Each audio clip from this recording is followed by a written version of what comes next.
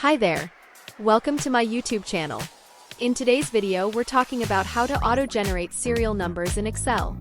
It's a simple but super useful trick to save time and keep your data organized. So let's jump right in.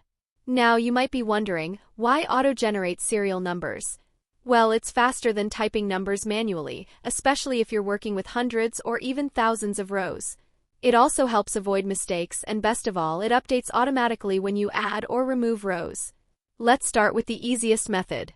Step 1. Type the number 1 in the first cell and 2 in the cell below it. Step 2. Select both cells. And Step 3. Drag the little square at the bottom right corner of your selection down the column. That's it. Excel will fill in the rest of the numbers for you. Or you can use Fill Series shortcut to save even more time. First, type 1 in the first cell. Then press Alt+F=IS on your keyboard. A dialog box will appear. Select Series, choose your column, and set the step value, for example 1. Click OK, and Excel will generate the numbers automatically for the selected range. It's a great shortcut for quickly filling numbers across large datasets. Next, let's try something more dynamic with the row function. Here's how. Type this formula into the first cell of your serial number column. The offset is the number of rows before your starting point.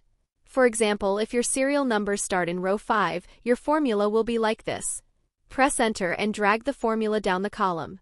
Excel will automatically generate serial numbers based on the row numbers. Want your serial numbers to start from 100? Just adjust the formula. Next, let's talk about filtered data or datasets with gaps. For this, we'll use the counta function. Here's what you do.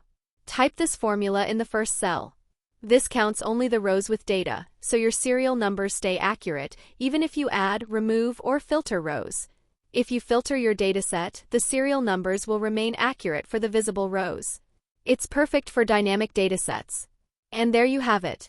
Which method will you use? Let me know in the comments below. If you found this video helpful, don't forget to like, subscribe, and hit the notification bell for more Excel tips and tricks. Thanks for watching, and I'll see you in the next video.